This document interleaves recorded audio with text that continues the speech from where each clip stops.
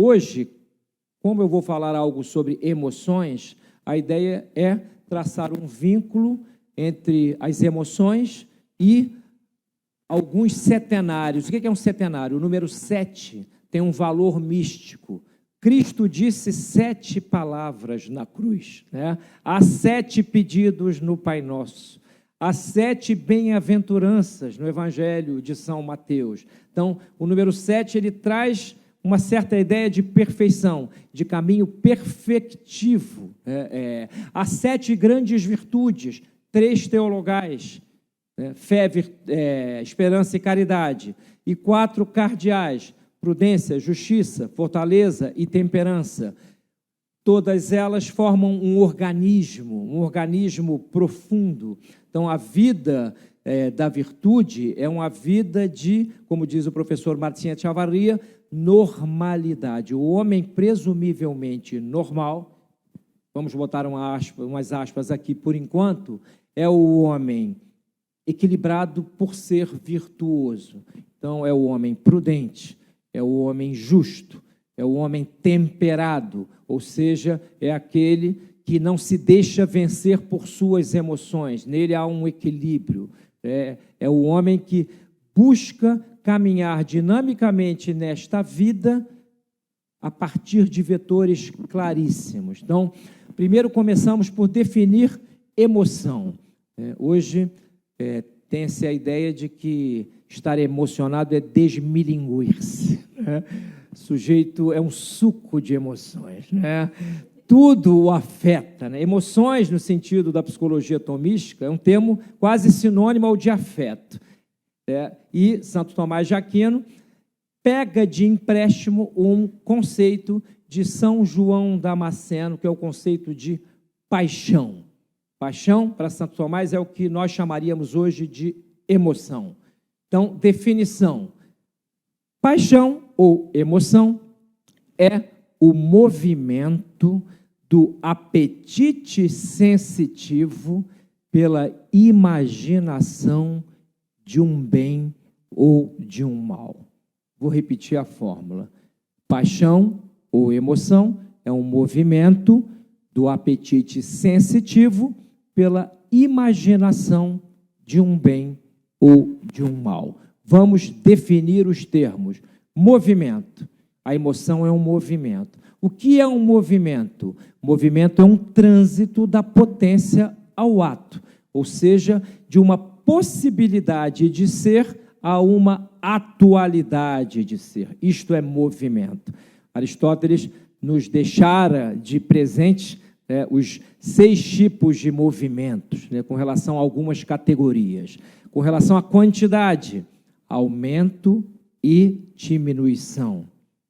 Eu posso ter mais ou menos barriga, mais ou menos cabelo. Isto é um acidente quantitativo na minha substância, mas que não muda a substância. Então, o movimento é sempre um trânsito da potência ao ato. Então, quando ele nos diz, Santo Tomás, junto com São João Damasceno, que a emoção ou paixão é um movimento, é esse trânsito. Na emoção, estamos transitando interiormente entre potências que integram a nossa alma e relativamente a coisas externas a nós que nos afetam. Então, paixão é um movimento, é um trânsito da potência ao ato. Do apetite sensitivo. O que é o apetite sensitivo? É o que Santo Tomás, nas questões disputadas sobre a verdade, chama de sensualitas. Sensualitas, tradução literal, sensualidade. Mas não se pense que sensualidade, neste glossário filosófico, é uma passista da Mangueira em requebros febris, ao som de um baticum. Não é isto. Sensualidade, para esses, o conceito de sensualidade contemporânea, às vezes é assustador. A pessoa, às vezes, entra para fazer um procedimento cirúrgico de, digamos assim, ajuste facial, e diz para o médico assim: doutor, eu quero ficar com a cara da minha alma. Aí o doutor faz isso, às vezes fica um horror. Então, assim, não pensemos que sensualidade, para Santo Tomás, é isso, essa coisa meio erótica. É o conjunto das apetências sensitivas. Então, 5 sentidos externos, que que são evidentes: tato, olfato, visão, audição e paladar. Ninguém, sem se demitir, não é da filosofia, mas da razoabilidade, pode negar que nós temos 5 sentidos externos. Isso é evidente. E a evidência não se demonstra, mostra-se. Eu não preciso demonstrar para vocês que eu estou de pé. O que é evidente, mostra-se. Então, este movimento, este trânsito da sensualidade se dá no apetite sensitivo. Esses 5 sentidos externos e com os 4 internos, dos quais o Rafael já deve ter cansado de falar para vocês. São o senso comum, a memória, a imaginação e a potência cogitativa. Para o que interessa nas emoções, é a imaginação, né? Já que emoção ou paixão é o movimento do apetite sensitivo pela imaginação de um bem ou de um mal. Ora, o que é imaginação? É o labor de imagens no plano ainda sensitivo, ainda não é raciocínio, ainda não é verdade. Houve na história da filosofia moderna quem confundisse imagem com raciocínio, né? David Hume foi um filósofo que tem uma teoria do conhecimento muito problemática.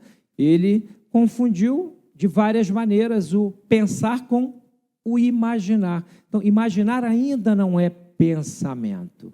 Então, na imaginação, a imaginação desses 4 sentidos internos, vou repetir só a título mnemônico, né? Senso comum, memória, imaginação e potência cogitativa.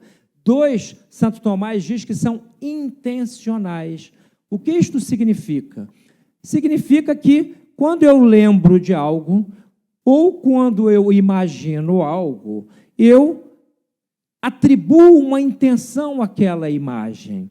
Então, é diferente da imaginação de um animal irracional, porque como somos dotados de inteligência, tudo que nós sentimos no corpo, em nós tem uma certa refluência da inteligência e da vontade sobre essa sensibilidade. Então, nós transcendemos os sentidos, de alguma maneira, né?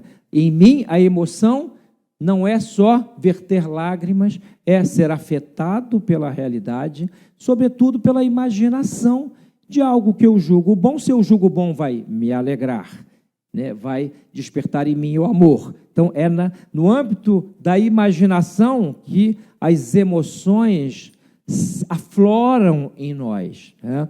E aqui vale abrir um parêntese para citar Aristóteles, que na sua Ética a Nicômaco nos diz uma coisa muito importante: as virtudes, né, tudo que nós chamamos de virtudes, se dão no terreno dos medos, dos perigos. Então, o corajoso, eu não posso demonstrar coragem numa situação em que a realidade não me obriga a nada, a tomar uma atitude. Então, a coragem é o meio termo entre a temeridade de um lado, aquele falso corajoso que se arrisca temerariamente, e a covardia. Então, as virtudes sempre se dão nesse âmbito, né, dos perigos que suscitam em nós emoções, né, sejam boas, sejam más. Pode haver emoções más. O que seria uma emoção má? Eu vou abrindo parênteses, depois nós vamos fazer aqui uma mesa redonda, estou aberto a perguntas e objeções, tá?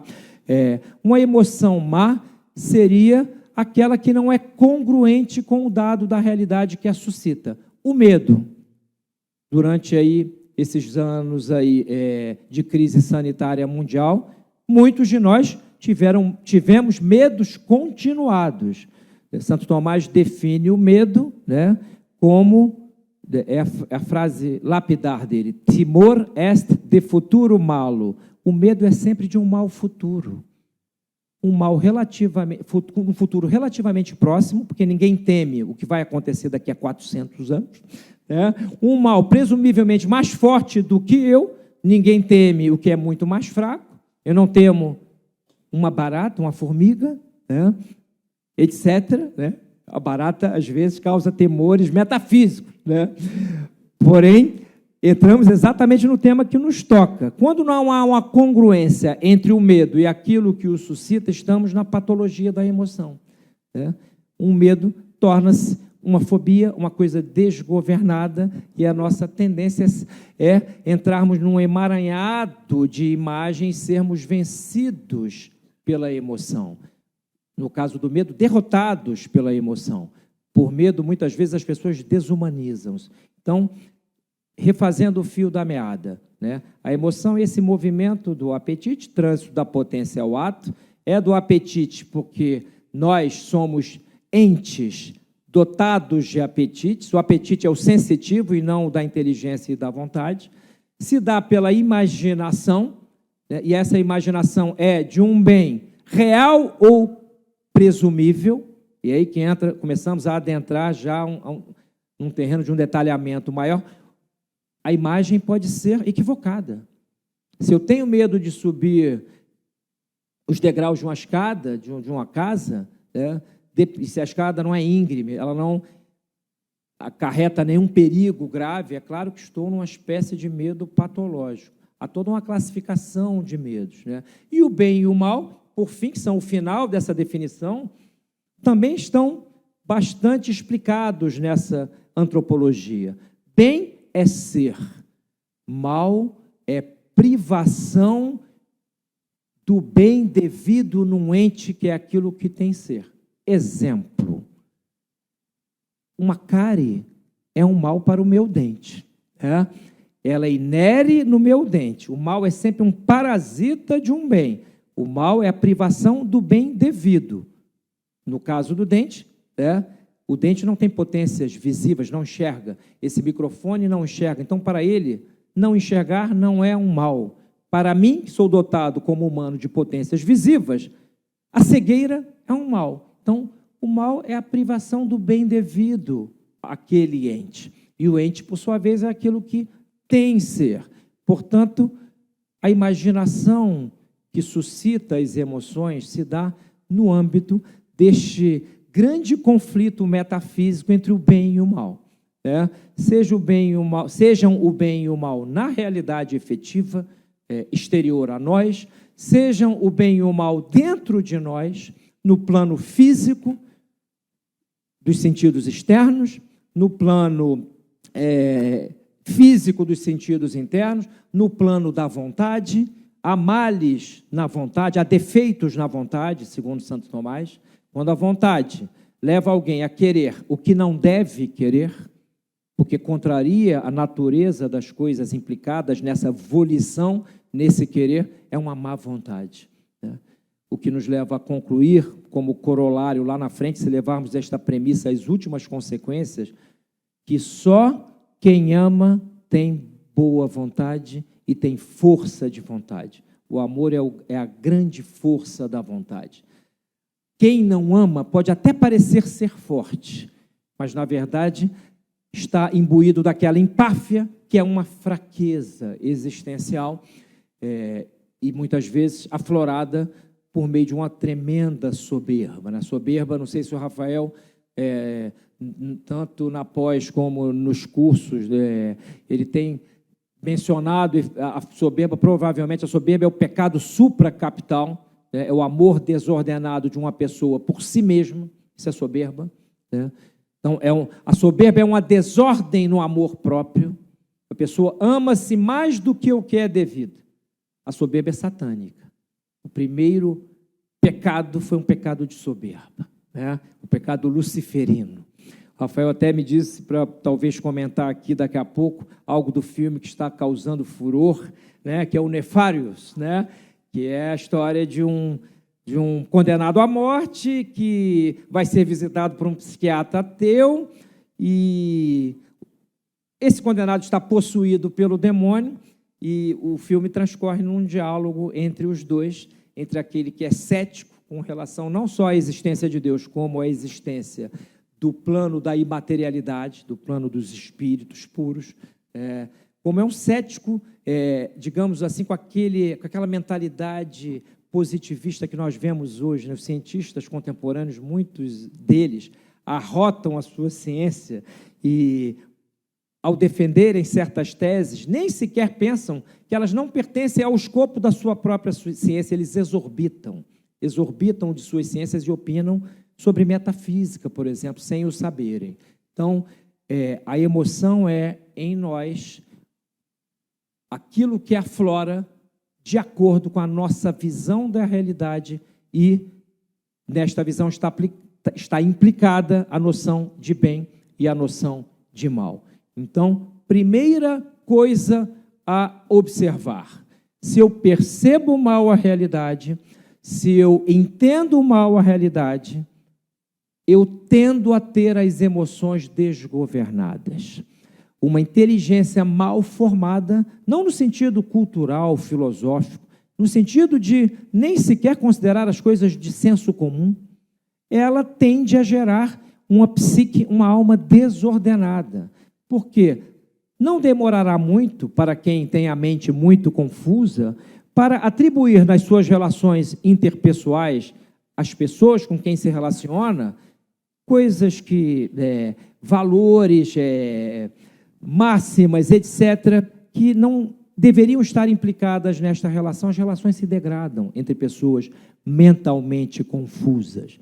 Este é um princípio da teoria do conhecimento de Santo Tomás aplicada à psicologia. Eu preciso fazer um esforço mínimo para compreender os dados da realidade, não ir contra a realidade frontalmente, para eu próprio não me desgovernar. Houve um filósofo espanhol chamado Julián Marías, ele, muito interessante, esse filósofo, ele diz uma frase que, primeira vez que eu li, eu anotei e botei assim, para reflexão, né, em vários cadernos, né? Nunca vá contra os dados da realidade, porque a realidade vinga-se de você. E como a realidade se vinga de nós? Sendo o que ela é e não o que nós gostaríamos que ela fosse, né? Ou seja, eu não vou socar a parede achando que é um plástico, né? Eu vou quebrar os meus dedos, provavelmente.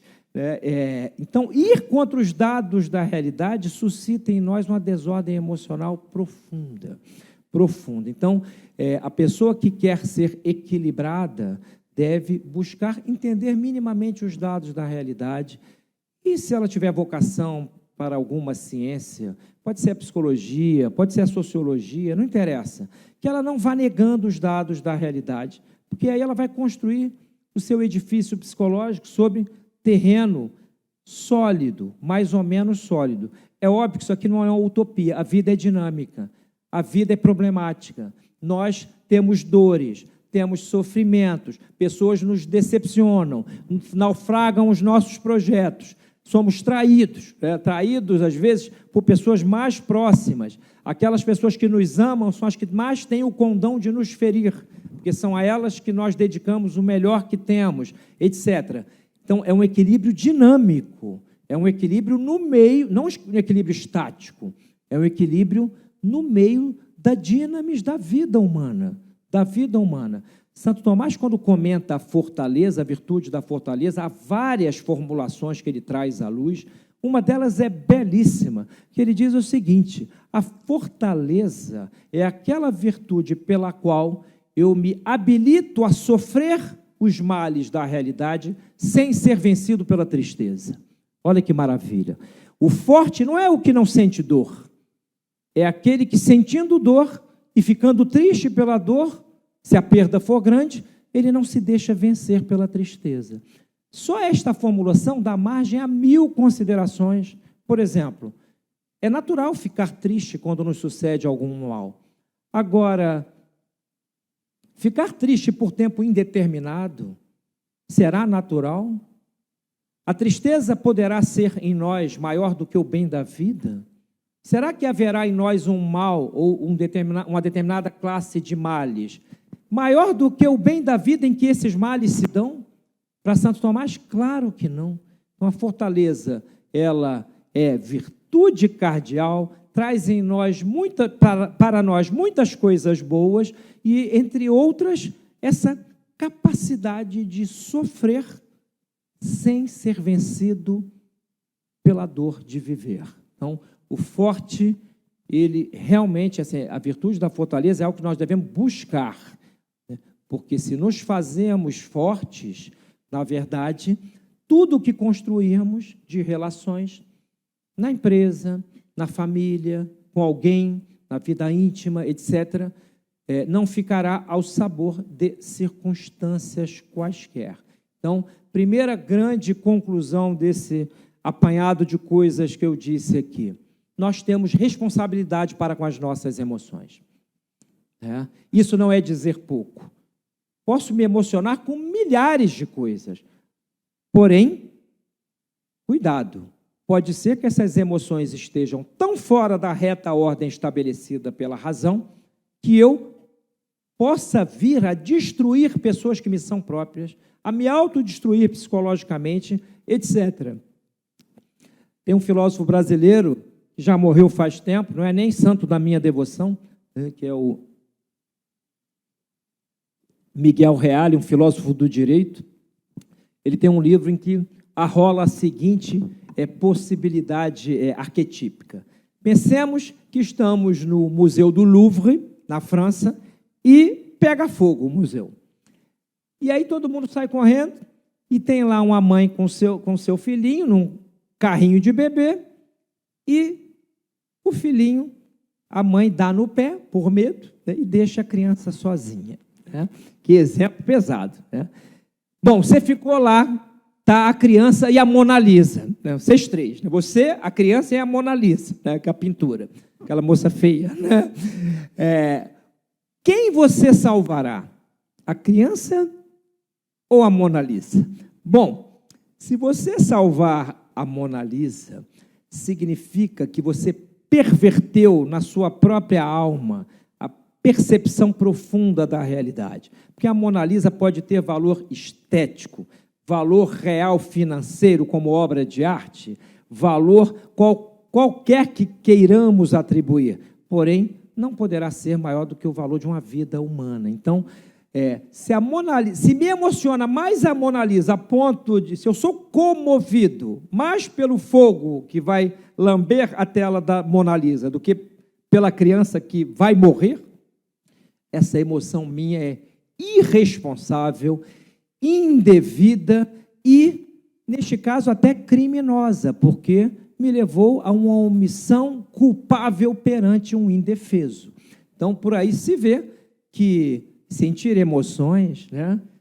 Eu gosto muito do Roberto Carlos, né? O importante é que emoções eu vivi, né? Porém, o Robertão, né, não era nenhum filósofo, muito menos escolástico, né? O importante é quanto de amor eu tenho e terei no final da minha vida para contabilizar, né? No meio dos meus naufrágios existenciais. Né? Não é emoções, que emoções eu vivi. Então, a emoção é um elemento constitutivo da nossa personalidade, sim. Nós não devemos ser alheios a elas, devemos estar atentos a elas, temos responsabilidades pessoais para com elas, porque somos entes racionais, e não suco de paixões ambulantes, e, portanto, é preciso dar ordem. A palavra equilíbrio, não custa lembrar, ela provém de um prefixo latino, equi, né?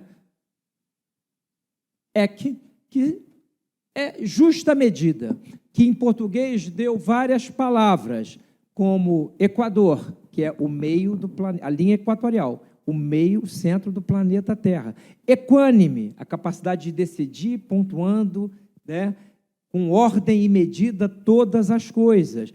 Equilátero, um dos tipos de triângulos, que é aquele triângulo que tem 3 ângulos iguais. Então, equilíbrio é justamente o manter-se no meio do vai e vem do mundo, o prefixo eque, latino. Uma dica fica para os psicólogos. Quem puder, compre um bom dicionário de etimologia. As palavras elas não são entes descarnados. A carne, as palavras são portadoras de conceitos, cada palavra tem uma história. Diga. O dicionário, há vários dicionários bons. Tem um que é de um autor português, chamado José Pedro Machado, Dicionário Etimológico da Língua Portuguesa. Por quê? Dominar as palavras, os conceitos, ter um certo domínio da linguagem, etc., é muito importante nesta relação da nossa inteligência com as coisas. Há jovens hoje que sofrem daquilo que eu chamo de inanição vocabular. Não tem nem vocabulário para dar nome à dor que sentem, né? Estão ali, entre eles e o mundo, há uma parede metafísica intransponível, né? E o Instagram, né, também, né? Vou abrir um parênteses. Eu estava num banco, lá no Rio, estou fazendo a gestão, né, da minha mãezinha que teve um AVC, se recuperou, e uma pessoa, uma senhora, teve um mal súbito do nosso lado, meu e da minha digníssima Carla, que está ali lá no final. Simplesmente, nós acudimos a senhora, as pessoas vieram acudi-la, tinha uma médica lá, e havia uma menina que estava lá com um focinho no celular, né? Aí até que alguém perguntou, ô menina, você é o que dessa senhora? Sua neta. Mas ela está bem de saúde. Quase que eu falei, ô desgraçada, como é que está caindo? Como é que ela está bem de saúde? Porque ela foi ao médico, né? Ela está... É uma apatia monstruosa, né? Que tem várias entradas, né? Uma delas é essa imoralidade ou amoralidade que provém de um contato precário com a realidade. Palavras, conceitos, nomes, nada tem muita importância. A pessoa está só se emocionando na vida, querendo ver e ser vista, mas assim, não estabelece relações efetivas, reais. Então, assim, se nem mesmo no plano da linguagem eu consigo ter o domínio básico, é o básico mesmo, não estou dizendo que a pessoa tenha que saber de cor o que é uma oração subordinada assindética reduzida de particípio, né? Mas o mínimo, né? O mínimo para falar, para fazer-se entender, dar congruência ao seu discurso, ter princípio, meio e fim, porque se a pessoa, alguns de vocês são, né, fazem terapia clínica, ora, a pessoa vai contar uma história, está ali com alguma dor, né? Se a pessoa às vezes não consegue puxar esse fio da meada da sua própria vida, o terapeuta tem que estar habilitado para ele próprio ajudar a pessoa, que às vezes ela mesma não enxerga, né? Causa consequência, porque até no plano da linguagem há um déficit. Então, as emoções, nesse caso, estão também elas desgovernadas. Então, repetindo, para não perdermos o fio geral da meada do ponto de vista formal. A emoção é em nós um trânsito da potência ao ato, no âmbito sensitivo, dentro do âmbito sensitivo, no plano da imaginação e direcionado a um bem ou a um mal. Sendo que o bem e o mal dependem, eles são reais, eles não são abstrações, o bem e o mal existem nas coisas, mas também podem ser imaginários. Então, o desafio de quem quer manter a sanidade, assim como o de quem quer tratar pessoas que buscam sair da sua própria dor, é ajudá-las, entre outras coisas, a entender esse plano emocional. Há um filósofo argentino chamado Juan José Sanguinetti. Ele tem um trabalho que é encontrável aí nessas buscas do Google, que é emoções e cognição. Ou seja, entre o que me emociona e o que eu entendo da realidade, há um elo profundo, e muitas vezes nós não percebemos que estamos distraídos. Então, assim, atenção é uma das bases da ordenação das emoções. Você está lavando a louça, meu filho, preste atenção no que está fazendo. Você está conversando com alguém, tenha cuidado com as palavras, com o tom. Uma palavra pode matar uma pessoa, pode salvá-la, etc. Então, nós estamos, a cada momento das nossas vidas, somos chamados a fazer o que devemos fazer e entender que não somos barquinhos à deriva. O homem, o ser humano, é um ser responsável por seus atos, ainda quando se faça irresponsável, porque vive, né, se emocionando. Santo Tomás tem um livro chamado De Spiritualibus Creaturis, sobre as criaturas espirituais que são os anjos e também os demônios, né?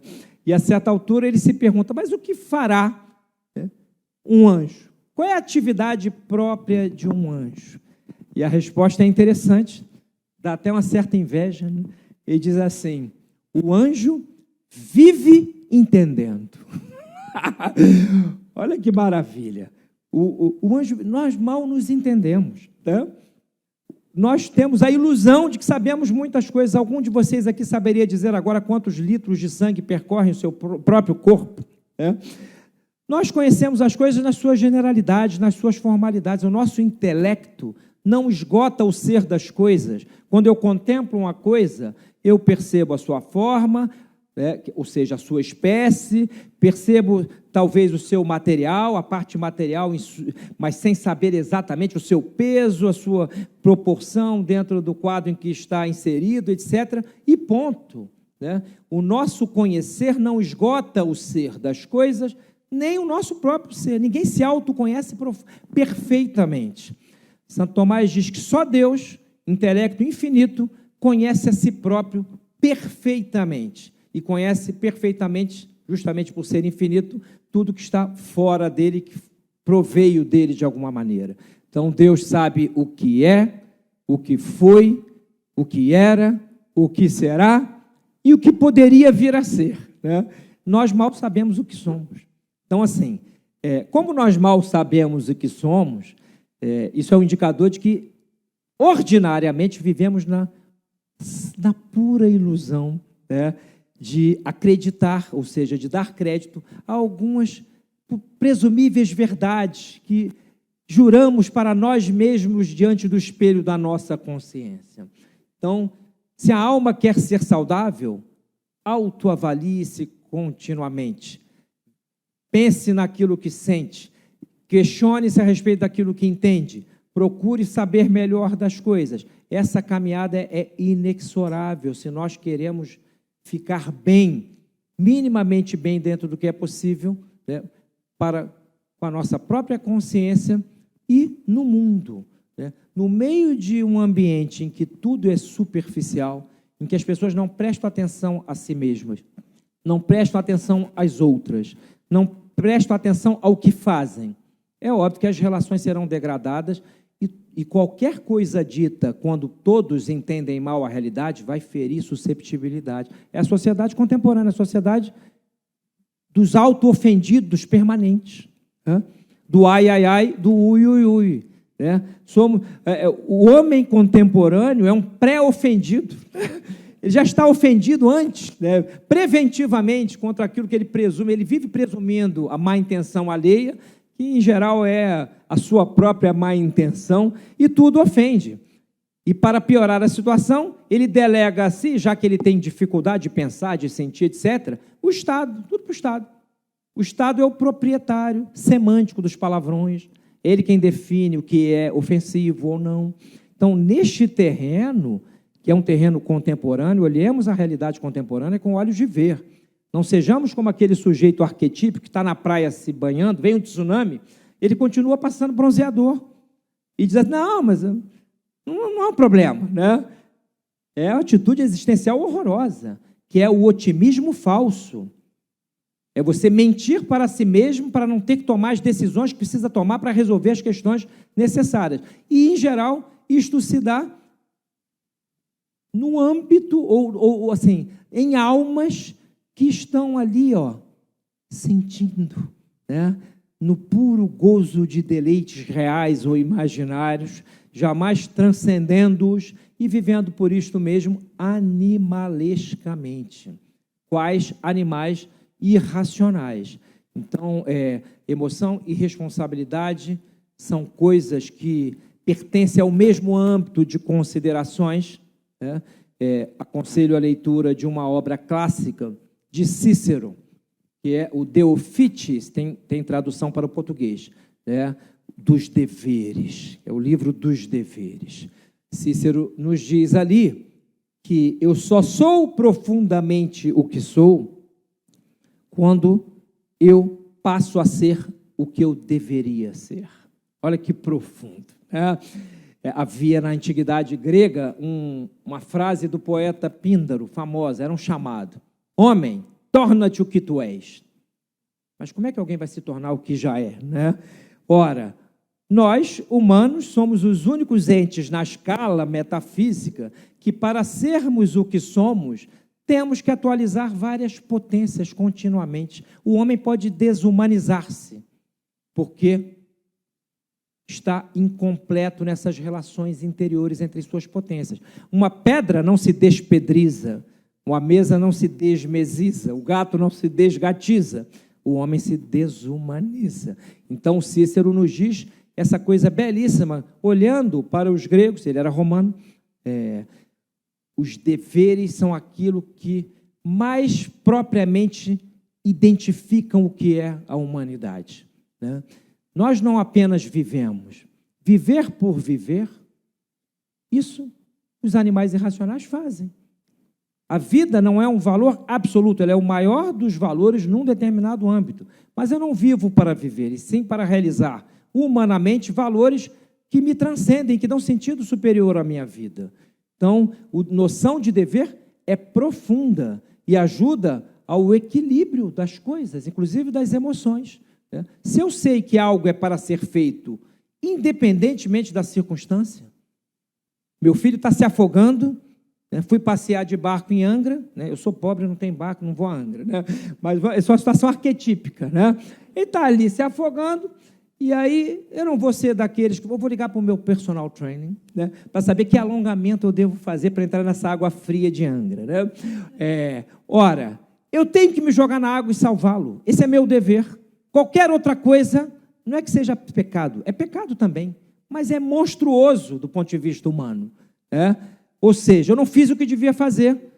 E se eu tenho medo, porque o medo não é algo que me paralisa, ou não deve ser algo que me paralisa. Ele existe em mim, mas se eu preciso e devo enfrentá-lo, eu tenho que enfrentá-lo. Não enfrentá-lo é ser desumano de alguma maneira. Então, não parece, isso pode parecer assim uma bobagem, mas assim, quando nós começamos a formar com alguns clássicos a nossa mente, nós vamos ver que a psicologia ela vai permear todos esses conceitos.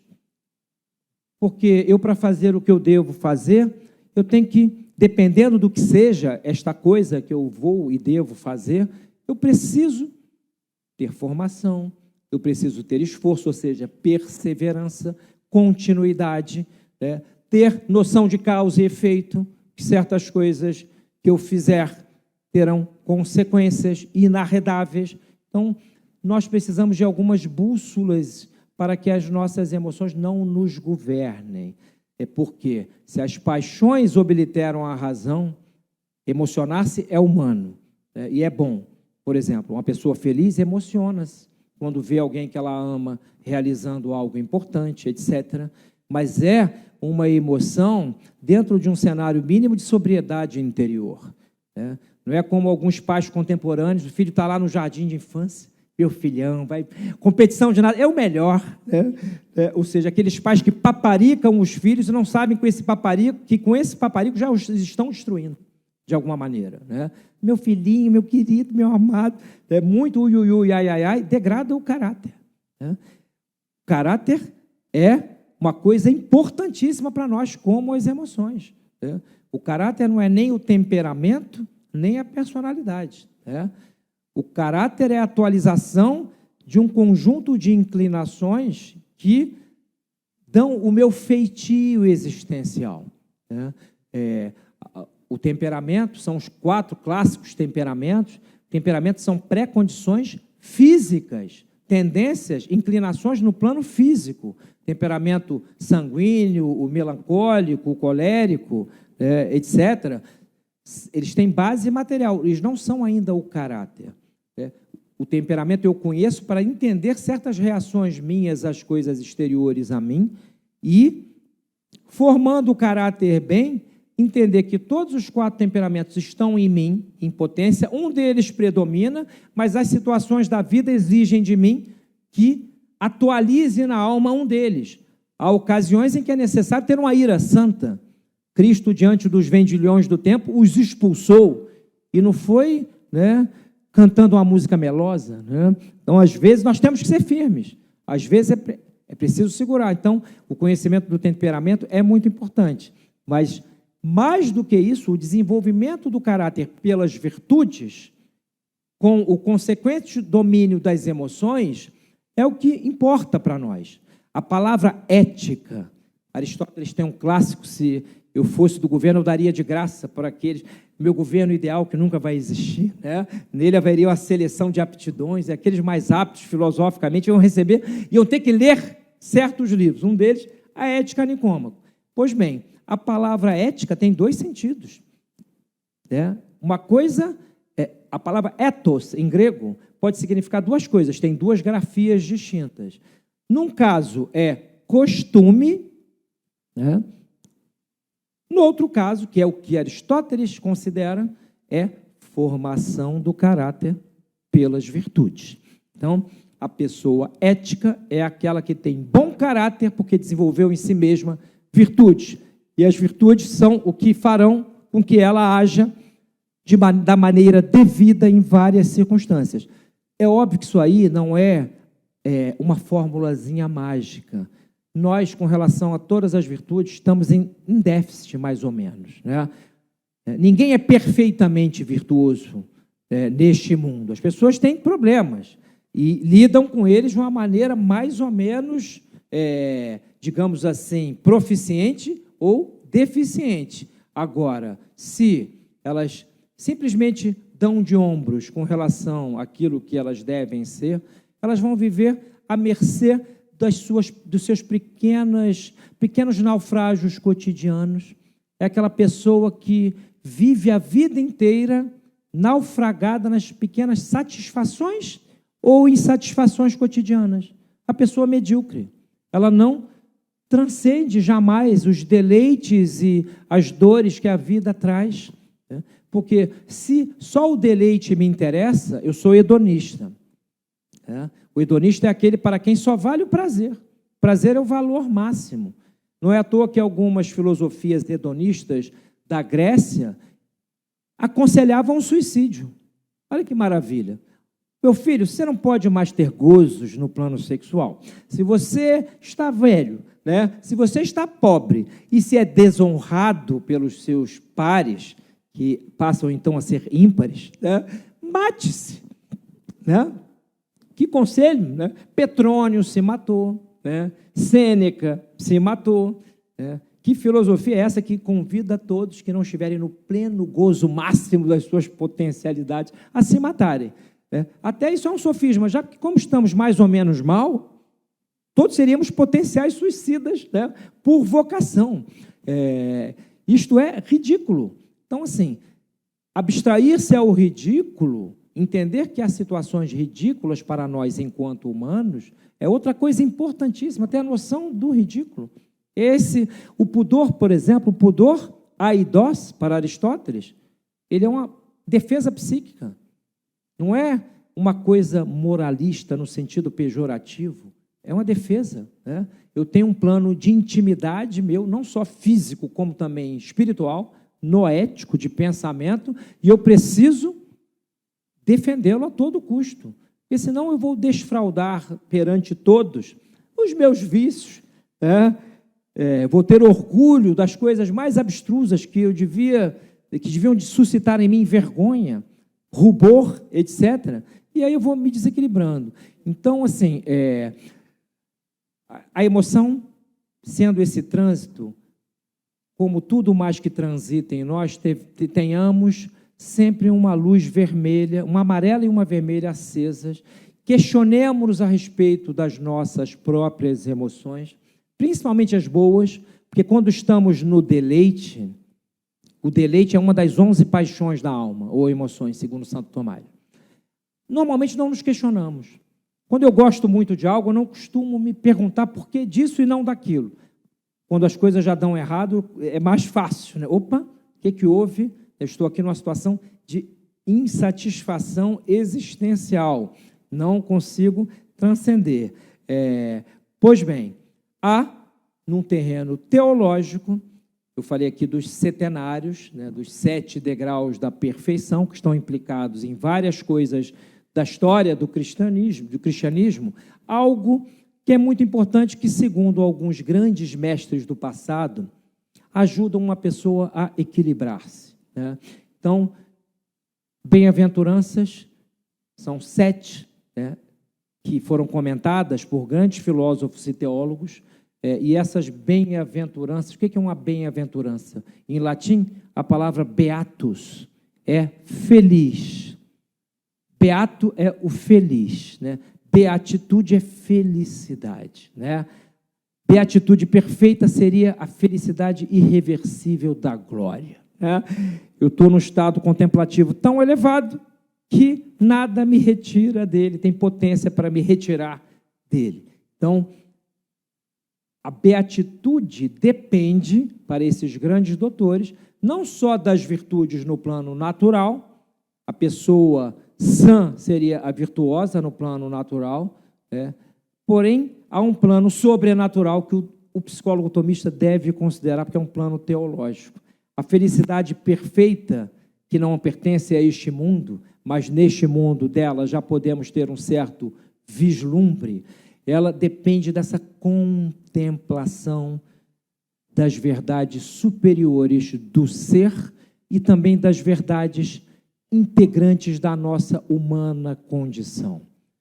Contemplação. Alguém haveria de perguntar, o que é contemplar? Bom, já vou dar uma dica. Não é olhar. Olhar está no plano dos sentidos, e particularmente no sentido externo da visão. Não é ver. Ver está no plano dos sentidos, mas além do plano sensitivo já abarca algo da inteligência e da vontade, uma refluência. A visão é sinônimo de entendimento. Eu olhei e vi, eu percebi aquela coisa na sua essência, etc. Agora, a contemplatio, a contemplação é um pensamento, de certo modo, intuitivo, que nos leva a uma verdade, sem raciocinar, porque ao contemplarmos algo, conseguimos fazer uma conexão entre vários outros algos implicados nessa contemplação e temos um atalho à verdade. Então, contemplar é mais do que ver, é mais do que olhar, depende de um esforço contínuo, ordinariamente. É óbvio que, como católico, eu direi que há contemplações que são fruto da graça. Deus pode me fazer ver o que eu não via. Mas para o terreno da psicologia, que é o que nos interessa aqui agora, contemplar ordinariamente requer um esforço continuado. Eu vou tentando entender as situações da vida, as verdades da ordem do ser, etc. E eu vou me habilitando para, quando chegar nos momentos decisivos, eu consiga, vendo pouco, enxergar muito. E a contemplação é sinônimo para Aristóteles de felicidade, né? A felicidade é a posse, neste mundo aqui, habitual do bem.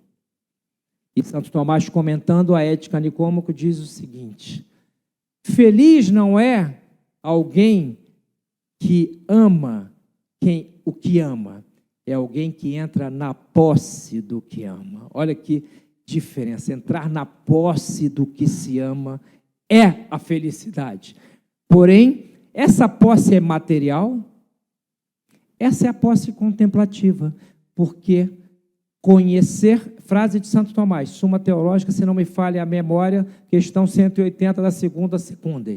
Conhecer é a maneira mais perfeita de ter. Que máxima! Quando eu conheço algo, significa que eu possuo esse algo da maneira mais perfeita possível, com a minha inteligência. Eu posso ter 2.000 livros, posso ter um só. O livro eu posso perder, a biblioteca pode pegar fogo. Agora, se eu conheço a doutrina do livro, eu estou na posse do livro de maneira perfeita, e essa posse é inalienável, ninguém me tira dela, né? Então, para eu ser feliz, esse é o recado. Eu só tinha aqui 1 hora, eu sou falador, se pusesse aqui uma cerveja, eu sentava e ficava conversando com vocês a tarde toda. Oi? Não é má ideia. Olha só, a felicidade é essa contemplação da verdade. É óbvio que Santo Tomás, comentando, diz que essa contemplação, se for de Deus, é a felicidade suprema, chamada glória, mas nesse mundo já somos chamados a contemplar. Ora, como eu estou falando de emoções, vale dizer o seguinte: se eu vivo me emocionando, eu vou contemplar pouco, muito pouco. Ou se eu vivo numa hiperatividade, hoje em dia, né, todo mundo quer trabalhar muitíssimo, né? O marqueteiro escreveu em algum lugar, numa Bíblia satânica, o trabalho dignifica o homem. E algum sábio corrigiu. Não, o homem, quando é digno, é que dignifica o trabalho, meu filho, né? Porque o Fernandinho Beiramar, ele tem muito trabalho para ser o gestor do tráfico, né? Não é o trabalho que dignifica o homem que deve tornar-se digno para dignificar o trabalho. Pedro Bó, né? É isso, né? Tornemo-nos dignos, e aí participaremos a nossa dignidade, aquilo, tudo o que fizermos, seja lavar louça. Então, assim, Santo Tomás chega a dizer lindamente que o sentido do trabalho é a contemplação. É trabalhar por trabalhar, sair fazendo mil coisas. A hiperatividade é anticontemplativa. E ninguém pode ser feliz anticontemplativamente. Ninguém pode ser feliz também emocionalmente apenas. O lado emocional é um reflexo do estado de felicidade. É óbvio que eu tenho um deleite. Quando eu entro no gozo do que eu amo, eu estou num certo deleite, feliz, mas e se eu tiver uma perda? O estado de felicidade, ele abarca as perdas. As pessoas confundem alegria com felicidade. A felicidade não é uma soma anárquica de momentos gozosos, né? Se fosse assim, os prostíbulos seriam os lugares talvez mais felizes do mundo, né? As pessoas gozam muito, mas por conta da infelicidade, né? Então, uma coisa é alegria, outra coisa é felicidade. Ora, para eu ser feliz, eu preciso ser responsável com as minhas emoções, ir melhorando como pessoa, né? E dificultosamente caminhando nesta vida. Essa vida é difícil, esta vida não é um mar de rosas. E aí, buscando esse equilíbrio, eu vou conseguir enxergar parcelas maiores da realidade. Porque quanto mais a inteligência governa a minha pessoa, mais e melhor eu enxergo as coisas da realidade. Como diz o Rafael, no livro aí que está lançado, que é uma verdade da psicologia tomista, a inteligência é o centro da personalidade humana. Então, devemos chamá-la, fazer com que ela nos governe, e não as potências inferiores da alma. Então, assim, emoção é algo muito importante, constitui a personalidade, integra, melhor dizendo, a personalidade. Não devemos dar de ombros para as nossas próprias emoções, mas entendamos que elas são algo em nós que não é o superior em nós, né? Existe uma felicidade contemplativa que abarca, está para além das emoções, sejam elas boas ou mais. Tá bom, meus caros? Para mim é uma alegria estar aqui presente. Desejo a cada um de vocês sucesso na sua caminhada profissional, pessoal, né, humana, né, e que cada um, de acordo com a vontade de Deus, seja feliz tanto quanto é possível neste mundo. Tá bom, gente? Um abraço, viu?